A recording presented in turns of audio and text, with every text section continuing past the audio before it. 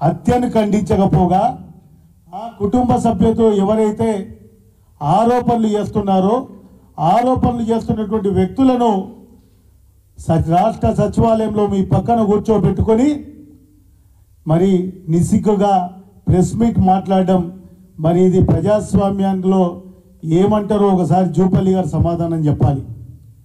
ఈరోజు కనీసం వాళ్ళని పిలిచి విచారణ చేయలేదు. పండుగ పూట ప్రెస్ మీట్ అని బాధపడినావు.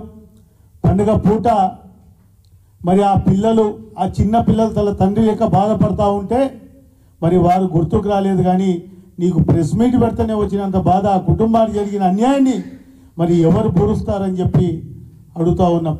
ఖచ్చితంగా ఈరోజు కేటీఆర్ గారు అక్కడికి వచ్చి ఎక్కడ అన్యాయం జరిగినా ఎక్కడ అధర్మంగా ఉన్నా వచ్చి పోరాటం చేస్తామనే విషయాన్ని స్పష్టంగా కేటీఆర్ గారు చెప్పడం జరిగింది. ఈరోజు నీ గనక ఆ హత్యలో వాళ్ళని నువ్వు కాపాడకపోతే నీవు ఆ కుటుంబాన్ని వెళ్ళి పరామర్శించేవాళ్ళు. మీరు ఆ కుటుంబాన్ని పరామర్శించేదానికి మీకు ధైర్యం లేదు. ఆ కుటుంబం యొక్క ఆ బాధితురాలు ఎవరైతే ఆ మహిళ ఉందో వాళ్ళ భార్య ఉందో ఆమె కళ్ళలో కనుక కళ్ళు పెట్టి చూసే ధైర్యం నీకు లేదు. ఇప్పుడు కూడా నీ పాత్ర లేదు, నీకు ఇందులో సంబంధం లేదు, నువ్వు ఆ దోషులను కాపాడతలేవంటే నువ్వు కనీసం పోయి వాళ్ళని పరామర్శించి ఆ కుటుంబానికి న్యాయం చేసుంటే బాగుండేది. అది చేయక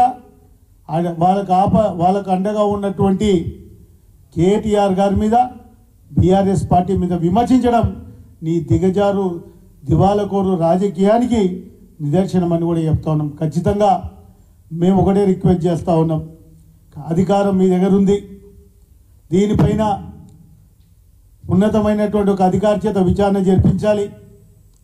ఏదైతే దోషులను ఎవరైతే అనుమానితులుగా వాళ్ళ భార్య ఫిర్యాదు చేసిందో వాళ్ళను సచివాలయంలో నీ పక్కన కూర్చోబెట్టుకొని ప్రెస్ మీట్ పెట్టడంతో ఇన్వెస్టిగేషన్ను పూర్తిగా ప్రభావితం చేసినటువంటి విషయాన్ని కూడా చెప్తా ఉన్నాం. కాబట్టి మీరు ఆ వీర జవాన్ చనిపోతే ఆ జవాన్ చనిపోతే ఆర్మీలో 3 సంవత్సరాలు 4 సంవత్సరాలే పనిచేసిందని చెప్పి మాట్లాడుతూ ఉన్నారు. మరి ఆర్మీలో 3 సంవత్సరాలు పనిచేసినా 4 సంవత్సరాలు పనిచేసినా ఈ భారతదేశానికి సేవలు చేసినటువంటి వ్యక్తి, అలాంటి వ్యక్తి కుటుంబానికి అండగా నిలబడిపోగా మరి ఆ జవాన్ 3 సంవత్సరాలే పనిచేసిండని చెప్పి మాట్లాడడం ఇంకా సిగ్గు చేయటం అనే విషయాన్ని కూడా చెప్తా ఉన్నాం. కాబట్టి ఈ హత్యపై సమగ్రమైనటువంటి దర్యాప్తు విచారణ జరగాలి. ఈరోజు రాష్ట్ర సచివాలయ వేదికగా మరి కృష్ణారావు గారు చెప్పినటువంటి అబద్ధాలన్నింటిని కూడా మేము పూర్తిగా ఖండిస్తూ ఉన్నాం.